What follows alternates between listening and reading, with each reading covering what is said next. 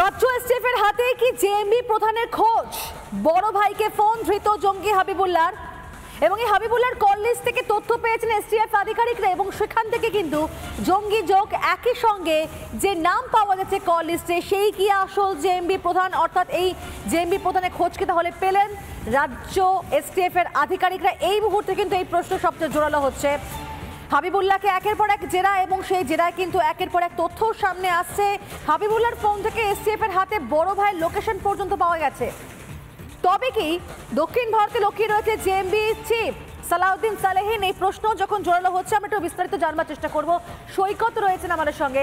সৈকত, যেভাবে হাবিবুল্লাহকে জেরা করা হচ্ছে, কল লিস্টে এই যে বড় ভাইকে পাওয়া গেল, এই বড় ভাই কি তাহলে সেই প্রধান যে প্রধানের খোঁজ চালাচ্ছেন আধিকারিকরা?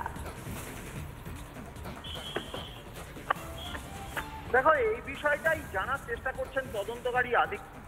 কারণ যে বড় ভাইয়ের নাম পাওয়া গেছে সেই বড় ভাই যদি সালাউদ্দিন সালেহিন হয় তাহলে কিন্তু রাজ্য পুলিশের এসটিএফ এর কাছে একটা বড় ইনপুট হতে চলেছে।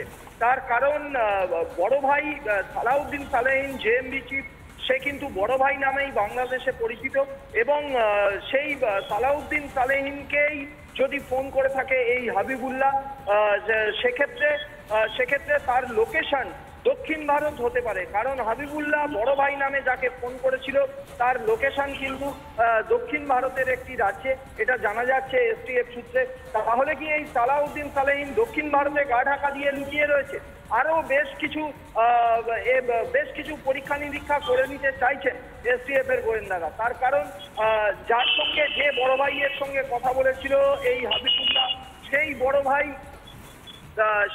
ভাইয়ের যে কথা বলার ঢং, অর্থাৎ কথা বলার স্টাইল, প্রোনাউন্সিয়েশন, গলার স্বর, সবকিছু মিলিয়ে দেখতে চাইছে এসটিএফ। অন্যদিকে এই সালাউদ্দিন সালেহিনেরও যে এর আগে বিভিন্ন ধরনের যে অডিও মেসেজগুলো এসেছিল সেই মেসেজগুলোতে গলার স্বর পরীক্ষা করে দেখতে চাইছে এসটিএফ।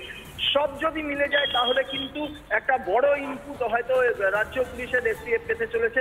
সেক্ষেত্রে সালাউদ্দিন সালেহিন দক্ষিণ ভারতে লুকিয়ে রয়েছে কিনা সেটা তারা খতিয়ে দেখছেন। যদি দক্ষিণ ভারতে লুকিয়ে থাকে তাহলে কবে এসেছিল? কারণ সালাউদ্দিন সালেহিন বিশেষ করে খাগড়াগড় বিস্ফোরণে জেএমবির নাম সামনে আসার পর থেকে সে কিন্তু কার্যত পলাতক।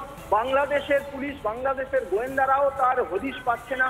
সেক্ষেত্রে এই ধরনের একজন সালাউদ্দিন সালেহিন কিন্তু ভারতীয় উপমহাদেশে একজন জঙ্গি কার্যকলাপের একটা বড় মাথা।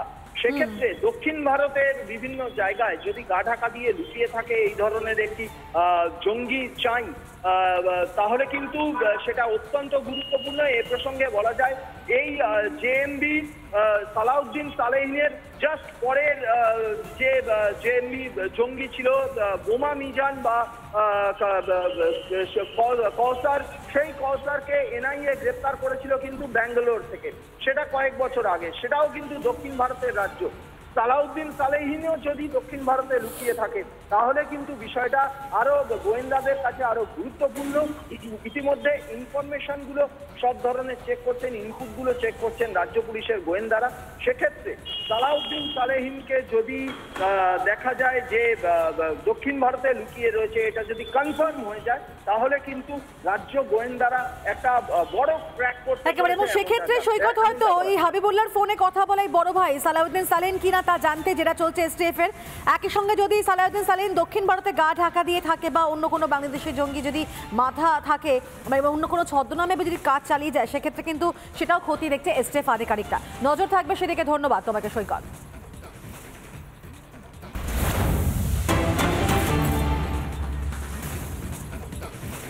তবে এরই পাশাপাশি কিন্তু আরো একটি তথ্য দিতে চাইবো আপনাদেরকে যে এসটিএফ এর নজরে এবার এই হাবিবুল্লাহর ব্যাংক অ্যাকাউন্ট খোঁজ মিলেছে ধৃতের 3টি ব্যাংক অ্যাকাউন্টের। একদিকে হাবিবুল্লাহকে জেরা করছে এসটিএফ এবং সেই জেরার একাধিক তথ্য আপনাদেরকে জানাচ্ছিলাম যে বড় ভাইয়ের খোঁজ পাওয়া গেছে এবং সেই বড় ভাই কি জেএমবি প্রধান কিনা সেই প্রশ্ন এই মুহূর্তে গুরুত্বপূর্ণ হচ্ছে। তবে এরই পাশাপাশি কিন্তু এই হাবিবুল্লাহর যে ব্যাংক অ্যাকাউন্টগুলো রয়েছে সেই ব্যাংক অ্যাকাউন্টের দিকেও কিন্তু নজর রয়েছে এসটিএফ এর। কারণ খোঁজ মিলেছে ধৃতের তিনটি ব্যাংক অ্যাকাউন্টে। অর্ণব রয়েছেন আমাদের সঙ্গে, অর্ণবের কাছ থেকে বিস্তারিত জানবো। অর্ণব, ব্যাংক অ্যাকাউন্টগুলোর দিকে এবার নজর এসটিএফ এর। একবারই দেখো, নিঃসন্দেহে রাজ্য পুলিশের এসটিএফ এর নজর হাবিবুল্লাহর 3টে ব্যাংক অ্যাকাউন্টে, এবং যেটা এসটিএফ সূত্রে জানা যাচ্ছে যে বৃহত্তর ইসলামিক রাষ্ট্র তৈরি করবার জন্য, অর্থাৎ পশ্চিমবঙ্গ এবং বাংলাদেশকে মিলিয়ে বৃহত্তর এই ইসলামিক রাষ্ট্র তৈরি করবার জন্য পাকিস্তান থেকে এদের কাছে টাকা আসতো এবং সেই টাকাটা আইএসআই পাঠাতো, এবং সেই আইএসআই এর টাকা কিন্তু কখনোই ডাইরেক্ট তাদের কাছে আসতো না। প্রথমে আইএসআই টাকা পাঠাতো বাংলাদেশে, এবং বাংলাদেশের শাহাদাতের যে মডেল রয়েছে সেখান থেকে কিন্তু সেই মডেল থেকে কিন্তু এই হাবিবুল্লাহর কাছে টাকা আসতো। এবং তার পাশাপাশি হাবিবুল্লাহকে যখন গ্রেপ্তার করা হয় তখন তার যে ডেরা রয়েছে সেখান থেকে কিন্তু একটি ডায়েরিও উদ্ধার হয়েছে, সেটাকেও কিন্তু এক্সামিন করে দেখছেন এসটিএফ এর গোয়েন্দারা। সেখানেও কিছু লেনদেনের তথ্য রয়েছে, অর্থাৎ আইএসআই এর টাকায় কিন্তু এরা ভারতে বসে ভারত বিরোধী চক্রান্ত চালাচ্ছে। এমনটাই কিন্তু মনে করছে এসটিএফ। 3টে অ্যাকাউন্টকে এক্সামিন করে দেখা হচ্ছে, আর কোথা থেকে টাকা এসেছিল সেটাও এক্সামিন করে দেখা হচ্ছে, এবং হাবিবুল্লাহকে কিন্তু জিজ্ঞাসাবাদ করে এই টাকা আর কার কাছে ভারতে পৌঁছাতো সেটাও জানবার চেষ্টা করছেন পশ্চিমবঙ্গ এসটিএফ এর গোয়েন্দারা। পিউ একেবারে, অর্থাৎ কোন চেন ওয়াইজ পুরো ব্যাপারটা চলতো সেটা এখন তদন্তে রয়েছেন আধিকারিকরা, এবং সেক্ষেত্রে এই অ্যাকাউন্টের লেনদেনও খতিয়ে দেখছেন গোয়েন্দারা। ধন্যবাদ তোমাকে অর্ণব।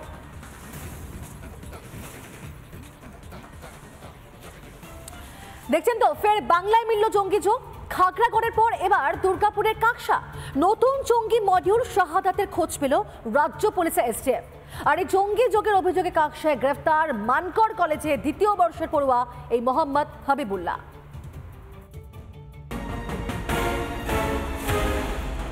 বাংলাদেশের প্রধানমন্ত্রী শেখ হাসিনার ভারত সফরের মাঝেই পুলিশের জালে জঙ্গি। দুর্গাপুরের কাকসায় নতুন জঙ্গি মডিউলের হদিশ। জঙ্গি যোগের অভিযোগে মানকর কলেজের 2য় বর্ষের ছাত্র মোহাম্মদ হাবিবুল্লাহকে কাকসার মিরপাড়া থেকে গ্রেফতার করল রাজ্য পুলিশের এসটিএফ। হাবিবুল্লাহকে জেরা করে বাংলায় সক্রিয় একটি জঙ্গি মডিউল শাহাদাতের হদিশ পেল পুলিশ। নতুন জঙ্গি মডিউল শাহাদাতের খোঁজ পেয়েছে রাজ্য পুলিশের এসটিএফ। বাংলাদেশের নিষিদ্ধ জঙ্গি সংগঠন আনসার আল ইসলামের ভারতীয় সংস্করণ এই শাহাদাত। আল কায়দার সঙ্গে সম্পর্ক রয়েছে এই আনসার আল ইসলামের। খাগড়াগড় কাণ্ডের দায়ী জেএমবির সঙ্গেও সম্পর্ক রয়েছে আনসার আল ইসলামের। আনসার আল ইসলামের নতুন মডিউল শাহাদাতের দায়িত্ব দেওয়া হয়েছিল মোহাম্মদ হাবিবুল্লাহকে। কে এই মোহাম্মদ হাবিবুল্লাহ? মানকর কলেজের 2য় বর্ষের ছাত্র মোহাম্মদ হাবিবুল্লাহ কম্পিউটার সায়েন্সের মেধাবী ছাত্র হিসেবে পরিচিত এলাকায়। সংগঠনের বাংলা মডিউল শাহাদাতের প্রধান বা আমির হয়ে ওঠে এই হাবিবুল্লাহ। হাবিবুল্লাহকে জেরা করে একের পর এক চাঞ্চল্যকর তথ্য পেয়েছে রাজ্য পুলিশের স্পেশাল টাস্ক ফোর্স। কথোপকথনে বিশেষ প্রযুক্তি ব্যবহার করত শাহাদাতের সদস্যরা। ক্রিপ্টিক মেসেজ মারফত চলত কথাবার্তা। সীমান্তের দুপারে সদস্য সংগ্রহের কাজ করছিল শাহাদাত। ভারত সহ বাংলাদেশেও নাশকতার ছক কষেছিল এই শাহাদাত।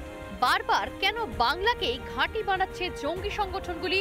পুলিশের নজরদারির অভাবেই কি সন্ত্রাসবাদের উর্বর জমি হয়ে উঠছে পশ্চিমবঙ্গ? জঙ্গিদেরই তো সরকার। খাগড়াগড় কেন হয় বর্ধমানে সবাই জানে। এখানে কোন শক্তি কাজ করছে?